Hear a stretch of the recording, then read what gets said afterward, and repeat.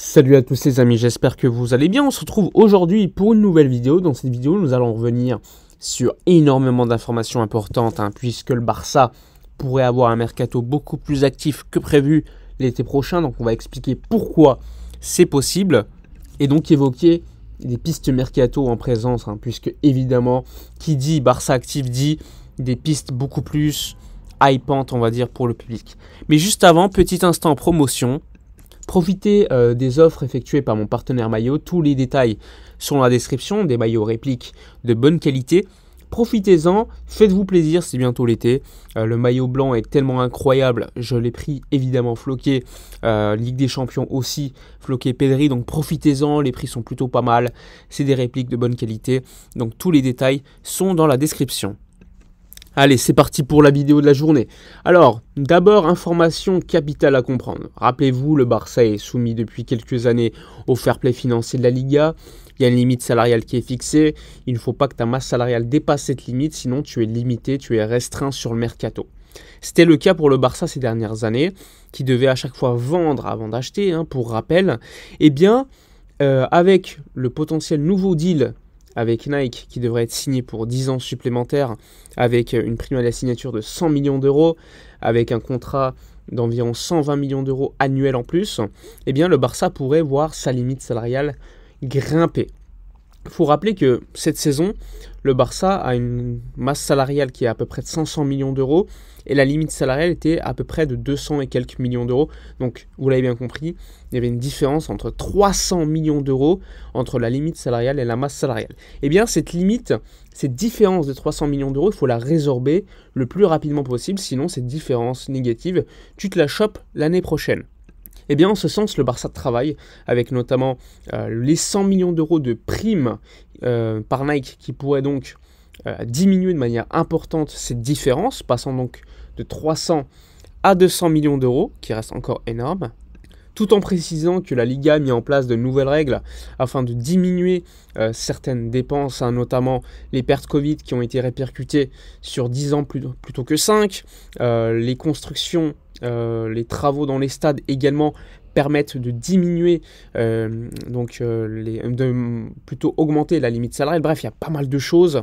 Et donc le Barça, aujourd'hui, avant le deal avec Nike ou encore avec Libero Football Finance, en tout cas un des remplaçants de Libero Football Finance, eh bien le Barça a 300 millions d'euros de différence. Avec le changement de règle, on serait aux alentours de 200 millions d'euros de différence. Avec les 100 millions d'euros de Nike, on serait à 100 millions d'euros de différence.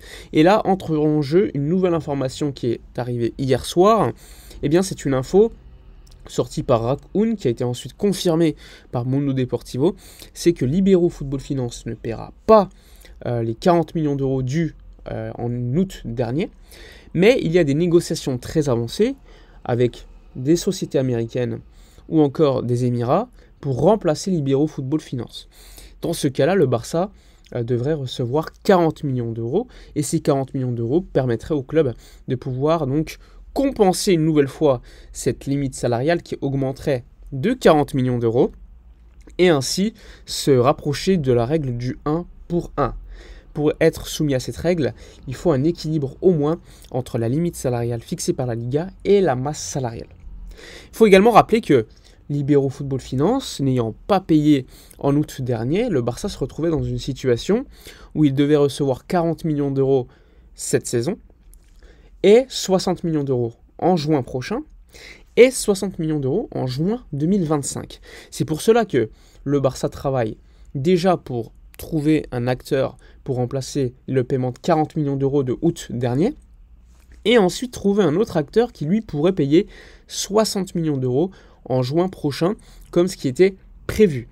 Si le Barça réussit à trouver les acteurs, les sociétés qui pourraient donc respecter ces échéances, eh bien le Barça se rapprochait de la fameuse règle du 1 pour 1 comme je vous ai expliqué. Et si cette règle du 1 pour 1 est respectée, eh bien le Barça pourra donc recruter sur le mercato. Si vous me demandez mon avis, moi ce que je pense c'est que le Barça sera encore un petit peu short par rapport à la règle du 1 pour 1, et c'est pour cela qu'on entend beaucoup parler de vente de certains joueurs. Que ce soit Ronald Araujo, dont le départ n'est plus écarté par le club, que ce soit Frenkie de Jong, dont le club veut éventuellement vendre afin de pouvoir acheter un numéro 6 pivot de qualité qui coûte beaucoup d'argent. Bref, pas mal de joueurs ne sont plus, on va dire, intouchables au club. Et en ce sens, la règle du 1 pour 1 te permettrait de les remplacer de manière efficace. Ainsi, il y a un joueur qui est évoqué en ce moment par Mundo Deportivo Sport, c'est Bernardo Silva. Bon, il y a quelques semaines, j'avais posté une photo de Bernardo qui se promenait tranquillement à Barcelone, parce que des followers m'avaient contacté pour me dire « Oh, il y a Bernardo à Barcelone, regarde, j'ai pris une photo avec lui ». Bon, évidemment, ça nous intéresse, puisque c'est Bernardo Silva dont les rumeurs font bon train depuis déjà quasiment 2 ans, 3 ans. On sait qu'il aime beaucoup Barcelone, qu'il a déjà posé des questions à Gundogan, qu'il l'a reconnu, rappelez-vous, que même Joao Félix l'a dit. Donc il y a quand même beaucoup de choses concernant Bernardo Silva à Barcelone. Le club serait disposé à payer la clause de 58 millions d'euros, de manière, on va dire, avec plusieurs échéances. Il faudrait donc un accord avec City pour cela. Donc c'est un joueur de qualité, sachant que Xavi le veut absolument. Mais la continuité de Xavi, encore aujourd'hui, n'est pas assurée. Un rendez-vous aura lieu prochainement afin de déterminer si Xavi continue ou pas. Mais en tout cas, la priorité pour moi du Barça, c'est un 6. Et aujourd'hui, on en parle plus de Bernardo Silva, qui est plus un numéro 8, qui peut jouer parfois comme faux ailier. Donc ça me surprend assez, sachant que Bernardo Silva commence à avoir un certain âge. Il aura 30 ans la saison prochaine. Attention, c'est un joueur d'une grande qualité.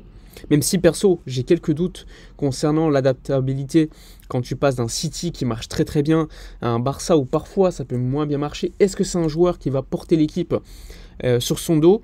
Je sais pas, j'ai quelques doutes, sachant qu'il a 30 ans, enfin qu'il aura 30 ans, pour un prix de 60 millions d'euros, sachant que on va dire la priorité ça reste le 6, voire un ailier gauche. Je me pose des questions. Attention, s'il arrive, je serai quand même satisfait parce que c'est un joueur de qualité, mais je me dis question priorité, etc., vu l'âge, etc., est-ce que ça serait bien de dépenser autant d'argent vu nos conditions économiques? Je ne sais pas. Franchement, je me pose la question. En tout cas, les médias catalans sont assez confiants pour évoquer que Bernardo Silva pourrait signer l'été prochain, et évidemment si la règle du 1 pour 1 est atteinte. D'ailleurs, la direction aurait rencontré Javier Tebas il y a quelques jours à Madrid, au siège de la Liga, afin de parler de ça. Et la Liga serait plutôt optimiste, tout comme le Barça, pour atteindre la règle du 1 pour 1, puisque des négociations ont été assez avancées sur certains éléments, que ce soit Nike, avec la fameuse prime qui va t'aider, que ce soit le changement de règle au niveau du fair play financier de la Liga qui va aider, et surtout avec le potentiel remplaçant de Libero Football Finance qui pourrait apporter 40 millions d'euros de cash afin de limiter encore une fois la différence masse salariale, limite salariale. Bref, beaucoup d'éléments qui peuvent laisser penser que le Barça pourrait se renforcer l'été prochain, sachant que s'il y a aussi des départs à côté, en plus, eh bien, tu pourrais te renforcer encore plus sur le mercato. Donc là aussi, tout cela, on va le suivre avec beaucoup d'intérêt, avec évidemment la question, est-ce que Xavi continuera ou pas? Voilà pour la vidéo de la journée. N'hésitez pas comme d'habitude à nous donner votre avis dans les commentaires, likez, commentez, partagez. Moi je vous dis à la prochaine et d'ici là comme d'habitude, portez-vous bien.